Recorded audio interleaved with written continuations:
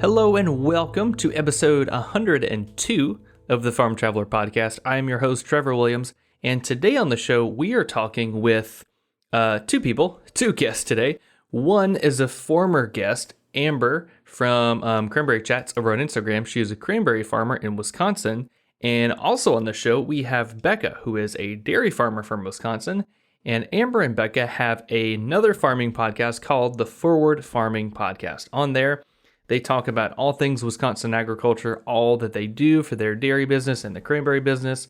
And so today, Amber and Becca and I are going to talk about all things Wisconsin, all about cranberries, dairy, what really inspired them to start their podcast, and all that really good stuff. It's always fun. I know I feel like a broken record every time I say this, but it's really fun to kind of geek out with fellow podcasters, especially in the ag community. So this was such a fun time to talk with Amber and Becca. And kudos to Becca. She was watching her kids during this interview. So she was a champ and she did a great job of balancing, doing an interview and also, paying attention to kids.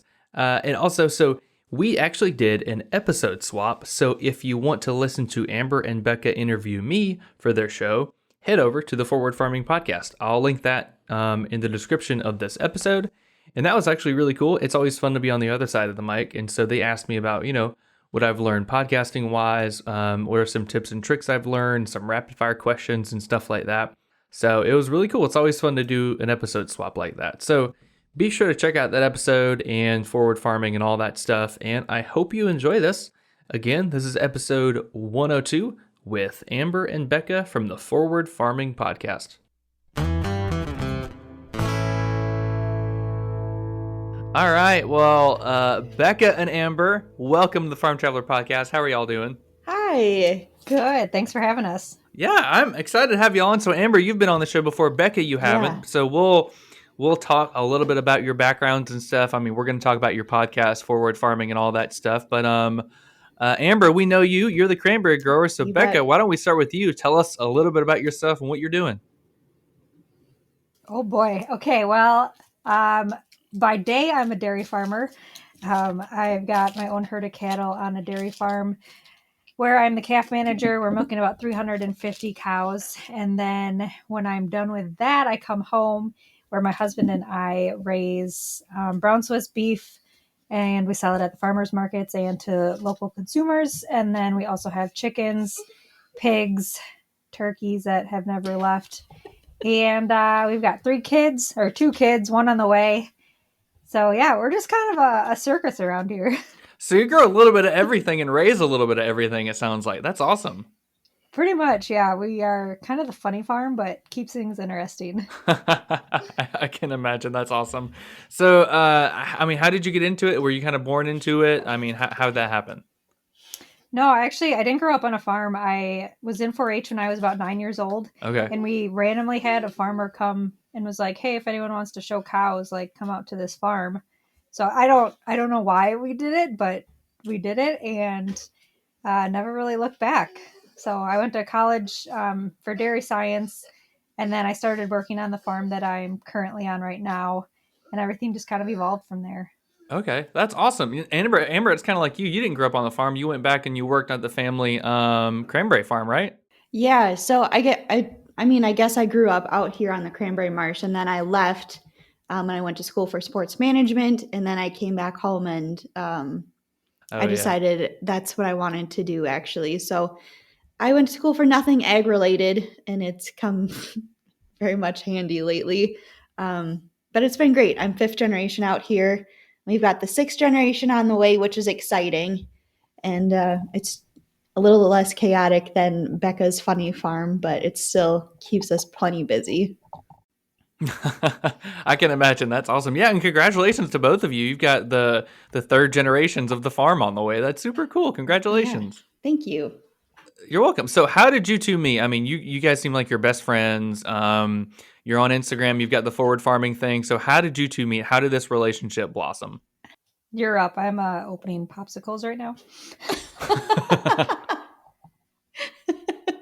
This is just a daily occurrence. Whenever we record, Becca just bribes her children with popsicles, and it's great. We met over Instagram, and it took us like I don't know, 6 months before we actually met in person. So we actually started recording our podcast before we actually met in real life. And starting a podcast was something I always kind of had it in the back of my brain on doing. And the more I started following Becca, the more I realized how similar we were personality wise and kind of like sense of humor wise. So I just reached out to her one day and I said, "Hey, what do you think about starting a podcast featuring, us women in ag and then Wisconsin agriculture too, stuff that isn't typically talked about anywhere else?" And she agreed. And we kind of just did it on a whim and we wanted to see how it would go. Um, and we just never really stopped. We took a short break over the holidays and picked right back up. And now this year has been proving that we've got a lot more in common than we thought we did. And it's been fun. It's been a real learning experience, I think, for both of us. Well, there you go. I mean, it seems like that kind of added just to your already busy lives, but it seems like the feedback for that has been really fun. I mean, you've got like almost 2,000 followers on Instagram with the Forward Farming, and you've got a bunch of great episodes where it's you two talking about what you're doing, just a bunch of fan related questions and stuff like that. So it seems like it's been a really fun experience so far for y'all. Definitely. These last couple weeks, we have pretty much been saying that it's like a therapy session for us. It's free therapy for us and for anyone else that can relate. Oh, I can imagine. I bet it has been. That's so fun. Yeah, so we've talked about everything from pregnancy problems to That's awesome. So just kind of everything in between. What a typical day is like during each season for us. Kind of the advantages and disadvantages of being a female farmer, and just really highlighting both our industries. So there's a lot going on. that's such a big thing. Like, what are some disadvantages you face? So my wife's an engineer, and I never really knew kind of like the disadvantages and even like kind of the sexism that would go on, like in the engineering world. And I'm sure it's the same in ag. And so, like, what are some hardships you guys have had to endure because you're women in ag? You're very successful. So, what are some struggles you guys have had to face because of that? This question is hard for me because I think just my mentors in general, kind of growing up and getting into this, it was never really an issue with me being a woman. There's some things like obviously just overall strength. I wish, I Mm, could, there's just some things that women can't do that men can do because they're stronger, and I don't say that because they're like better than us by any means, because there's a lot of things that we can do that they cannot do that we're just naturally better at. So I guess growing up, I didn't really find that many disadvantages. I found more disadvantages or more kickback from other people that when they found out I didn't like grow up on a farm, they were, mm. they kind of give you a cold shoulder, like, oh, she doesn't know what she's talking about. And I'm just like, the way I think of it is if your parents are doctors, that doesn't make you a doctor. Like, you can go become a doctor, and not grow up doing it, which is kind of a weird analogy, but that's like that's probably the biggest issue that I've had being in agriculture. I mean, that makes sense. That makes a lot of sense. Amber, what about you? I think kind of like Becca, I haven't faced too many of the extreme backlash that I think a lot of other female farmers have faced. I think for me personally, I grew up with an older brother. So having my dad kind of take him under his wing when he was younger and show him the ropes and just kind of taking me along for the ride without fully explaining to me the things that he was kind of doing with my brother, that put me at more of a disadvantage just because, my dad always thought, oh, well, since he's the boy, he's the one that's probably going to be coming back and working on the marsh and not her. Like she's got other things to do, but in reality, it's a complete opposite. So I think that was kind of the biggest disadvantage for me, is just not having kind of the same Mm. knowledge and upbringing. Even though we were right next to each other, there was more attention with him than me on what was going on out here. So I feel like there's been a little bit of a learning curve for me in that sense. But now that I'm back out here, there's no real difference. I mean, sometimes I need a little bit more help, obviously, but that's always welcomed and always available. So it's been pretty nice. Well, that's good. That's good to hear. And I mean, yeah, like y'all were talking about, or like Becca was talking about earlier. I mean, there are things that men can do differently, and things that women can do differently. I mean, and I've heard a lot of stories about like kind of the sexism and stuff that women in agriculture have had to face. And I mean, some of the comments that they've said that as a younger person, I'm just like, I can't fathom ever saying that or hearing something like that. So it's weird. I mean, good on y'all for fighting the good fight and kind of going through all the struggles about all that. And kind of going off on a different tangent, whenever I think about Wisconsin ag, which I know it's your podcast Forward Farming is kind of about highlighting things in Wisconsin. Whenever I think about Wisconsin, I think about cheese. You know, like the Green Bay Packers, just cheese all galore. But I know Wisconsin is more than just cheese. So, what are kind of the more popular, lesser known ag commodities in Wisconsin? Well, cranberries for one. They are the state fruit. So I got to highlight that. It's a $1 billion industry for our state too. So it's often kind of the forgotten industry in the egg world here in Wisconsin. Otherwise, I know ginseng is pretty big here. There's obviously a lot of dairy. Cherries kind of up in the thumb of Wisconsin in Door County. I'm trying to think, what else is there, Becca? I remember a fun fact about ginseng while we are talking about it. I had to be in a parade when I was in like elementary school, and they made us all dress up as, I don't even know what we had to dress up as, but I had to dress up as ginseng. So my mother had to make a costume where I was like, I think I was like a bottle of ginseng. I don't know. So it has a That's special funny. place in my heart. A special memory, yeah. The only time I ever have ginseng is like when it's like that green tea and ginseng concoction. I mean, I really don't know ginseng uses other than that. Yeah, I don't either. I think that might be another person we might have to bring on the podcast is find a ginseng farmer.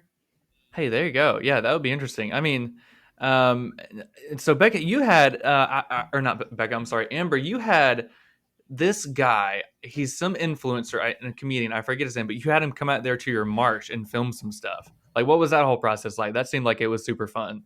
Yeah, we had Charlie Barons come out, and if you're from Wisconsin or the Midwest, you probably heard of him from the Manitowoc Minute. And he's just this goofy, just this goofy guy. And we partnered with him with the Wisconsin State Cranberry Growers Association to do kind of like a promo for cranberries. And he came out to our marsh the night before we started shooting, and he didn't have like any script written for us. He just wanted to meet my family to see kind of what he was dealing with. And once he met us, he just like instantly came up with this idea and was like, okay, this and this and this is going to happen. And he came out bright and early the next day, and we shot for maybe 5-6 hours. And I think that's one of his more popular videos that he put out this last year. And it was just so much fun to work with him and just kind of take a day off of harvest and just goof around. And it brought a lot of attention to the industry, which is always a positive thing when you're kind of making fun of yourself and at someone else's expense, I guess. So that was a lot of fun. And I think my dad came away the star of the show from that. He still gets recognized in public by strangers. So that's a nice little ego boost for him. Oh, that's funny. And I bet he's getting to see social media work, and he's like, what is this social media thing? Now I'm famous. Right. What is this thing? Becca, do you think anything like that could happen on your farm? Maybe with like a Get Milk or the Got Milk thing, the Got Milk tagline, maybe something like that could work for you? I think it would be a blast to have him come out. I know he went and filmed out at Annalise Mod Farm Chick's farm. But I was like, if you ever need another dairy farm to come to, you can come out here. Or he could come to the funny farm. That would be pretty funny. That would be funny. Yeah, his videos are funny. He's like the You Betcha guy, and he's talking about like the Wisconsin casseroles with the tater tots on top, which, is that a thing apparently? Oh, yeah. I'm not a fan. Sounds delicious. I'm not a huge fan of them. My husband loves them and wishes I would make them all the time, but I'm just... Becca hates a lot of foods. She has... That's hilarious. I don't hate a lot of foods, but I don't like weird foods. So then you don't like pea milk or cashew milk, obviously? I've never had it, but I can guarantee you I probably wouldn't like it. I can't get over just the whole name of the pea milk thing. I don't see the. I mean, do you think it tastes like peas? I don't, Because, Yeah, I don't want pea soup whenever I have milk. I want milk, not like a pea soup. Cashew milk? I mean, I like cashews, so maybe I would like that, but still, it's not milk. Yeah. It's nut juice, so. Yeah, and even that nut juice, I still was like, ugh. Yeah. Still don't know how that sounds. I always think of the skit from The Ranch, I think, where it's like, where are the teats at on an almond? Like, Yes. obviously, it's not going to be like a milk. It's a juice. Like, it's Mhm. really weird. But yeah, so and I'm sure y'all have like seen research on it. But I saw this thing in Australia years ago when almond milk was getting really popular. They like got sued by somebody because they were finding that like less than 25% of almond milk is actually almond milk, and it's like a lot of water and different chemicals and stuff like that. So have y'all heard of research done like that? Yeah,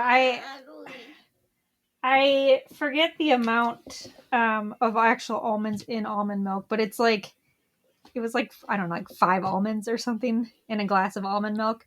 So it's more so fortified almond juice with added ingredients. I mean, obviously, I don't like to crap on almond farmers because they're producing a great crop as well, but um, I have a problem with them calling it milk and thinking that it has any comparison to actual cow's milk. Yeah, like it's as nutritious and as good for you. I mean, there's Yeah. so much more stuff in almond milk than regular milk. Right. When you're drinking milk, you're getting milk. Like if you're drinking whole milk, they're adding vitamin D and that's it. And you're getting all those nutrients where they are happening naturally. You know, you're not adding a bunch of ingredients to get you to that nutrition level. So Yeah, no, that's a good point. So you're both super active on social media, which is awesome. And so it seems like you're doing a good job of like sharing your story to everybody out there. So what kind of inspired you both to do that? To kind of get your message out there and showing how you're making some great stuff in the ag community. I think for me, it started. I've had my page for a really long time, and I kind of just started off by posting like cute pictures. Right out of college, I got it, and as I kind of progressed, I started getting a little bit more educational, and um, I don't know. I guess I just found that a lot of people were interested in what we do because they don't see it every day. Even though there's a lot of things that I don't necessarily find interesting or I wouldn't think other people would, but it's amazing what the general public, finds to be fascinating. So that kind of pushed me forward, and then I honestly got burnt out on being educational Mm, because it's just, I don't know, it's a lot to ask for like every single post trying to like teach Mm-hmm. someone something. So after I had my daughter, I went and I kind of took a turn and I just started sharing life. That's kind of when stories came to be as well, and I just showed my everyday life, what I was doing, and a lot of times it was still educational, but I wasn't like trying to be educational, if that makes sense.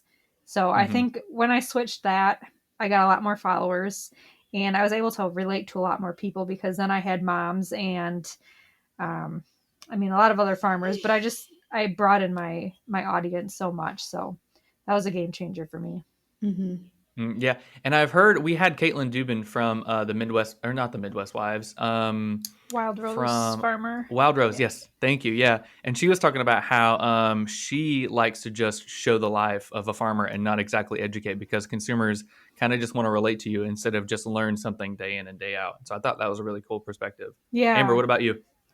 Yeah, I started my page just because I wasn't seeing much from the cranberry industry represented on social media. So I figured I've got a phone in my pocket. I've got a little bit of free time. I might as well give it a shot. So I started last January, just kind of highlighting what we're doing, and somehow people found it interesting. And I grew a following from it, and I made a lot of connections right away in the women in ag community, and was able to kind of partner with them and work on some collaborative posts, which got my name out there a little bit more, which brought awareness to my page a little bit more. And obviously, when I met Becca and started the podcast, that helped a little bit too. But just kind of like Becca said, not putting as much pressure on what you're posting and more focus on just kind of sharing your day-to-day life in your stories, and not worrying about getting a post content out there every day, because that can be pretty exhausting. So when I first found out I was pregnant, I kind of just stopped social media. I was just so sick and miserable. And I was like, oh no, people are going to know something's up because I'm not posting every day. So that kind of is a downfall to it. But I've been loving the journey so far, and it's wild how fast it can grow. So it's been a lot. It's been a lot of big change the last year and a half.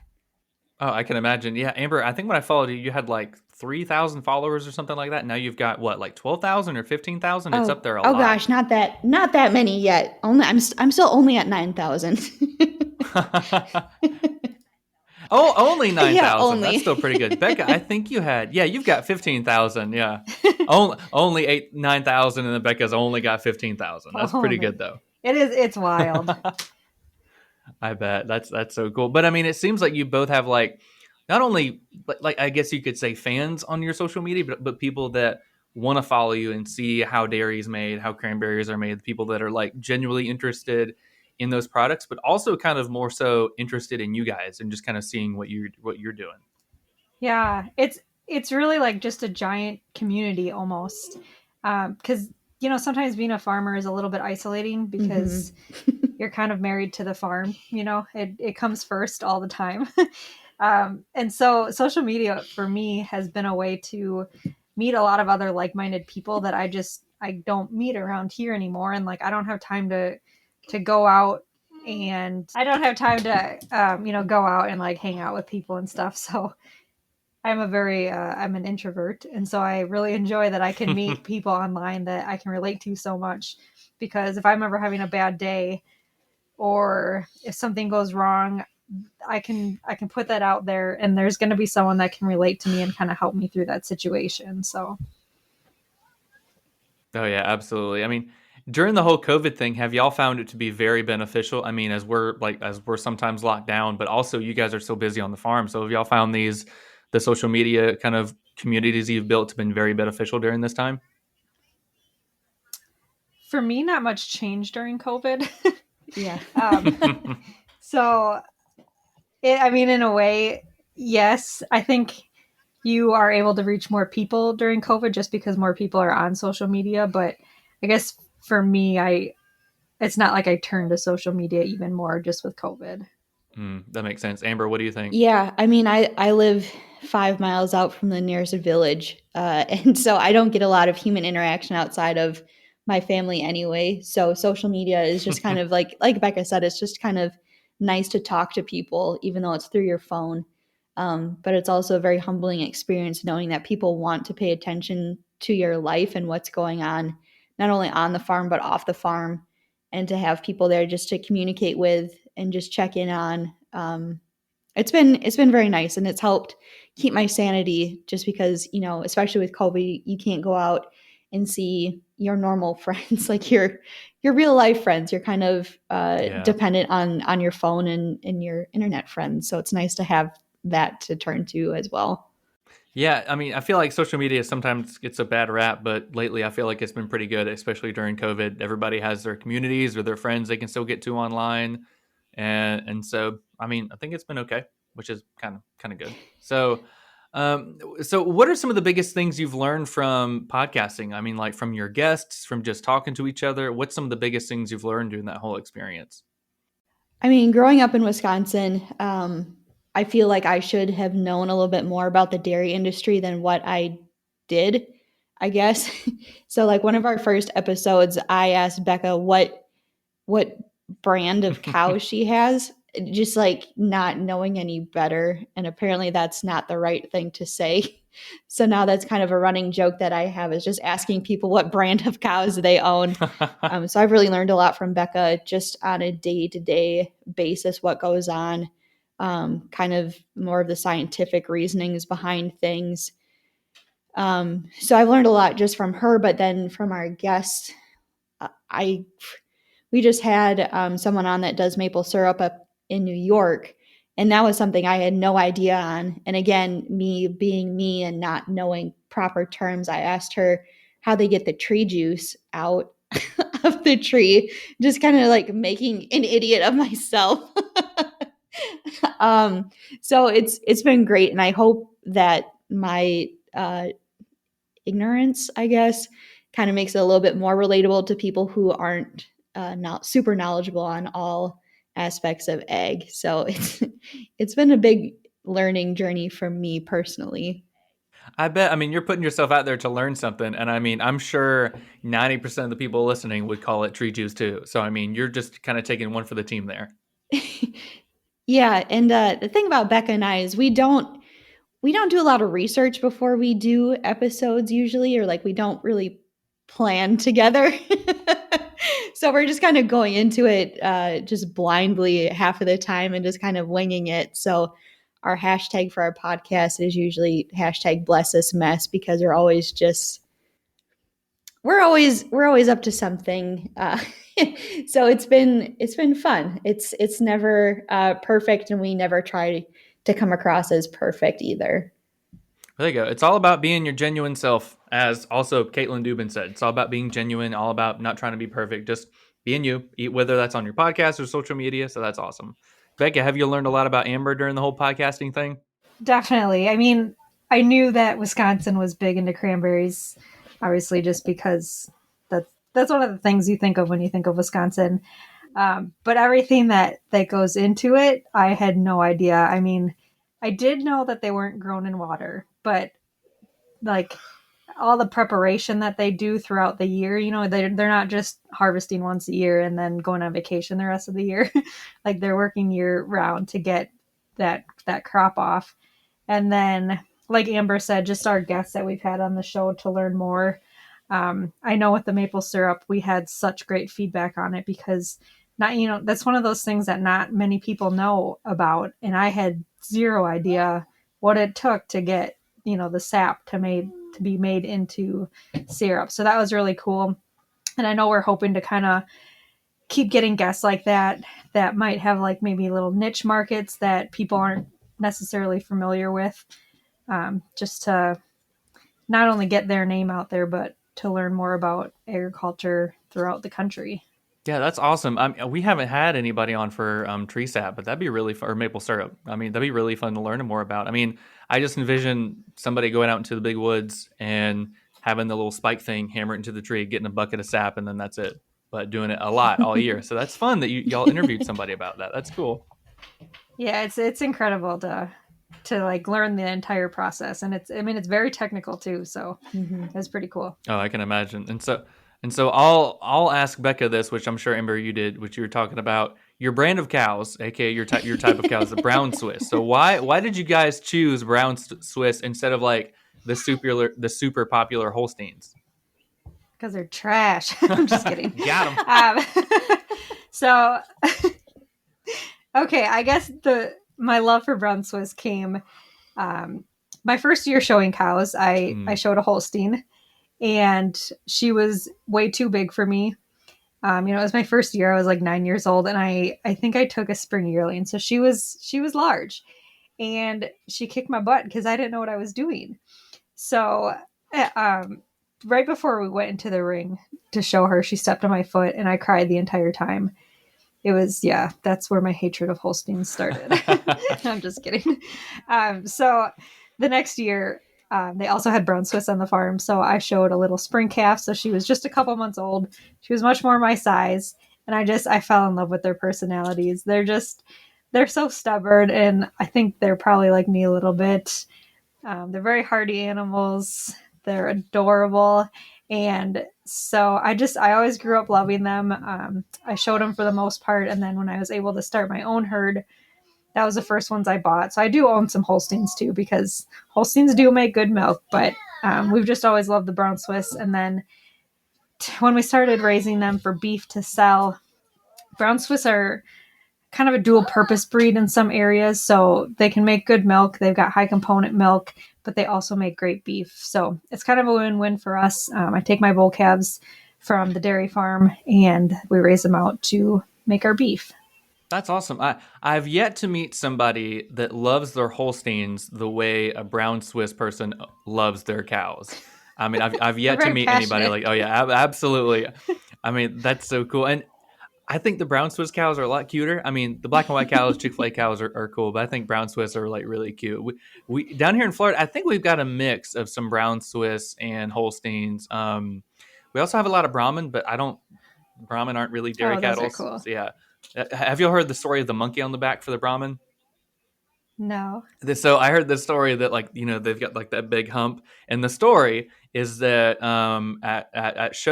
whenever you're showing the cows, a monkey comes out at night and gets all the bugs off the Holstein and then gets back in there, or of the Brahman. That's what the legend is. That was real funny. They're cute though. They're cute cows. They really are. We had a crossbred one once. I don't know how we ended up with it, but it was adorable. Oh, really? Had those big floppy ears. Yeah, the ears are so big. Apparently they're from India, which is why they're really good here in Florida, because they're used to the super humid climate. Oh, right. And that's why brown Swiss do really good down in those warmer climates too. And they do really well down in like Mexico and stuff too, because they just for whatever reason they do a lot better in warmer climates than other breeds. Well, there you go. That's fun. That's not bad. Is there some kind? I know, Amber, you're always showcasing cool cranberry products. Is there a cool cranberry dairy product out there? Cheese. There's a cheese for everything. Oh, yeah, Everything I can think of is cranberry cheese. Yeah, Mm-hmm. yeah, that's true. That's awesome. And I know you're a big fan of Busch. I know you're always showcasing Busch Latte, which is awesome. Yes. Becca, is there a beverage of your choice? Is it also Busch, or what is it? If I had to choose beer, yeah, we're a big Busch family. I don't mind beer, but give me a twisted tea and I'm a very happy lady. There you go. I mean, do you hit people That's upside the head with the twisted teas? Like if that they one guy? deserve it. That's awesome. I thought for sure you were going to talk about your SoCo and Mountain Dew. SoCo. Uh-oh. So Amber thinks this is weird. So Southern Comfort and Mountain Dew is like the best mixed drink. Although Amber doesn't agree with me, but I need to try that. I love Southern Comfort. When I talk about Becca having a weird taste, that's a point. Her palate is just bizarre. I don't understand it at all. That's it interesting. is good. Have you had a bullfrog before? No, what's in that? You take a Mountain Dew bottle, like a 2-liter, you put vodka in there, and then you put a little packet of Kool-Aid, and it's actually pretty good. I mean, I feel like with the SoCo and the Mountain Dew, maybe you might like that combination. Maybe. I had a lot of Mountain Dew and vodka like in college. In class. Yeah, it's kind of a college drink. I don't know if I could do that anymore. Yeah, actually, I don't think I've had it since college. So, I mean, it might be that you can only have it between like 19 and 22 and then no more. That's hilarious. All right. Well, Becca, Amber, this has been super fun chatting with you guys about, the Forward Farming podcast, your cranberries, dairy farming, all that stuff. If people want to follow you guys on Instagram, tell them what are your handles and where can they go to follow the Forward Farming podcast? You can follow our podcast page. We're on Instagram and Facebook at Forward Farming Podcast. And then if you want to follow me, you can follow me on Instagram at Farming with the Hilbys. And we're also on Facebook at Hilby Family Farm.